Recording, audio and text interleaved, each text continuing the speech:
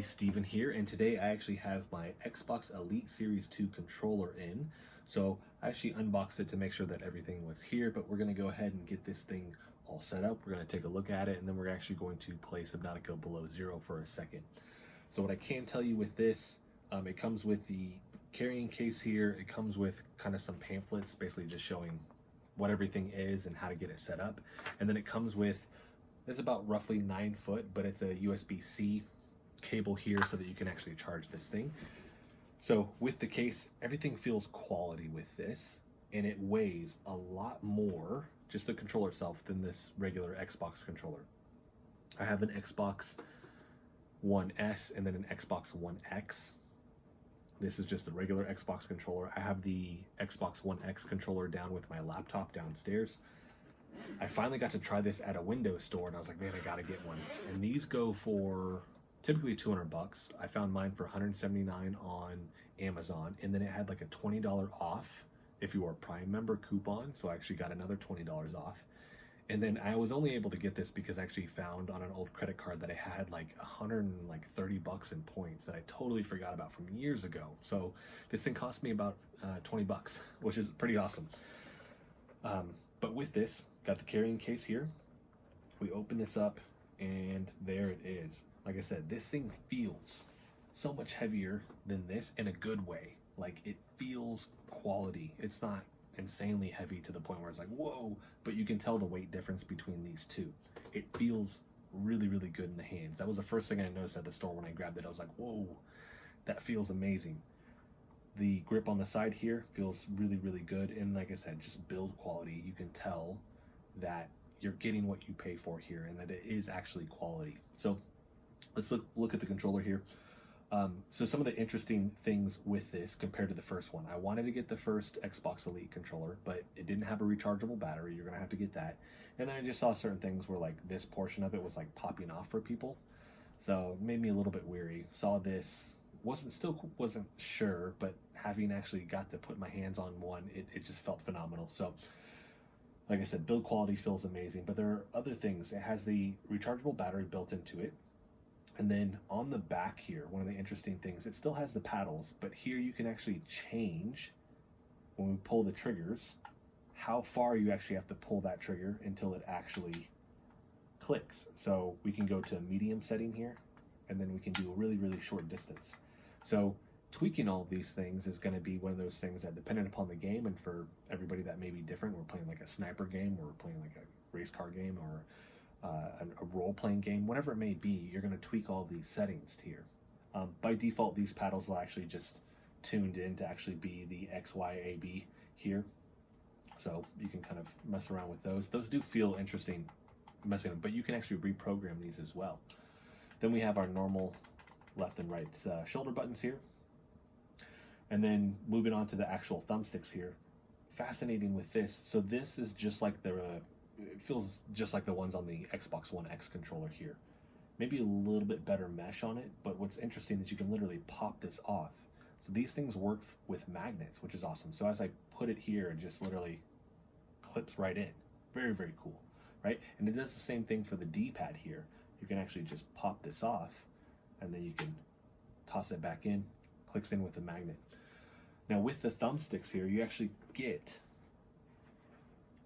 2 smooth ones. So you get a pair of smooth thumbsticks here. So if you don't like that rough texture around the edge. And then we have this one right here, and this one's fascinating. And by the way, this all in here has magnets behind it as well, so that if I hold this up, this stuff won't actually fall out of your carrying case. Another just really, really good touch to this controller here. But this one, it's the same thing. It has the mesh around here. Pull this off for a second, but it's taller.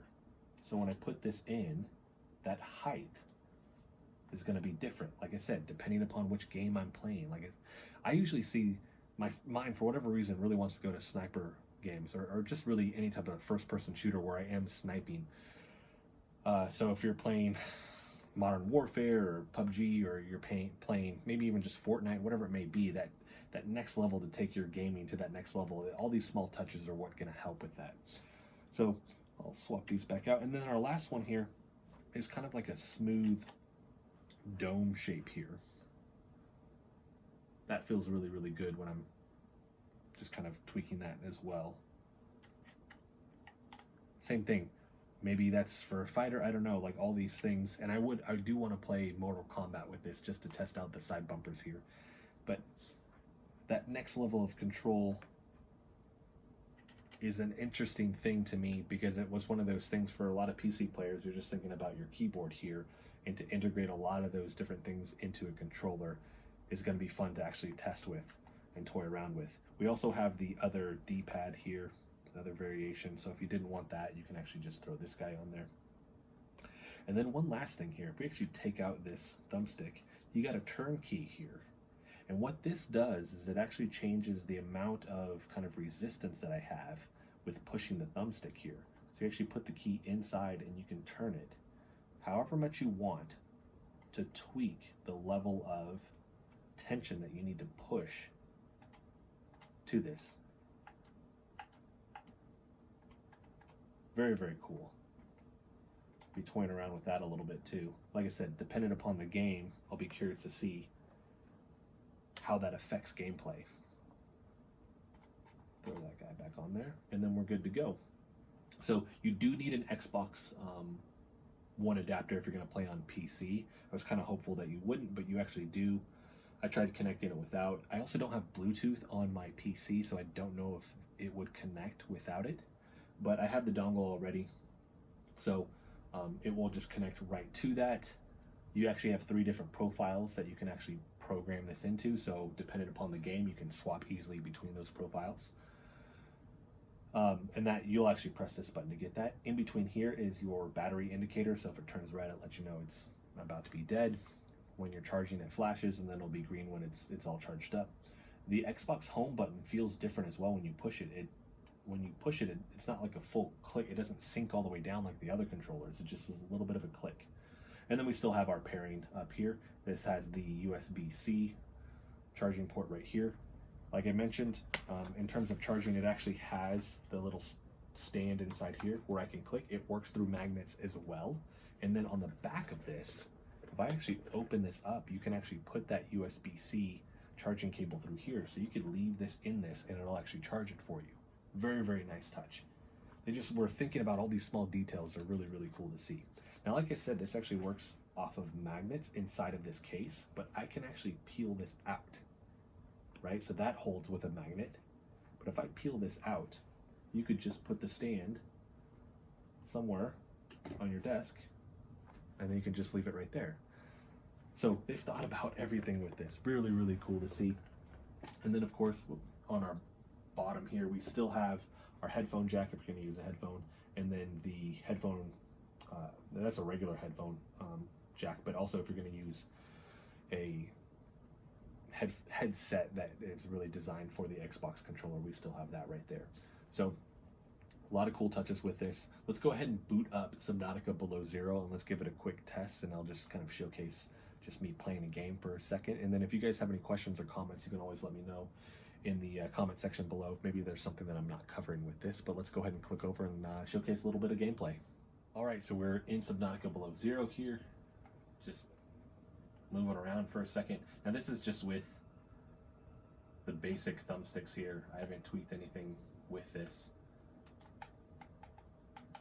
That's interesting with just even toying around with the, I don't know what it's called, like the actuation point of these triggers here, and changing it to where it's a shorter amount. That feels, like I said, very interesting with that. But it feels great. Everything else works with this.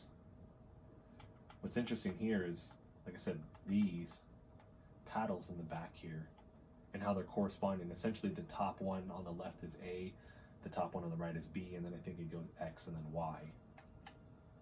So if I don't want to reach over here and I'm steering with this, that's just an interesting thing to be able to click over with all of this.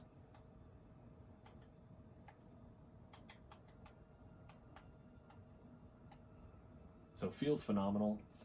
Like I said, this is Subnautica Below Zero. It's not a fast-paced game. I'm not playing a first-person shooter or anything like that. I will be testing this with Red Dead. Hopefully get some Mortal Kombat time in. I'll play a little bit around with like Doom or something like that. But just wanted to do something a little bit more low-key, just kind of for the video here. But that is it.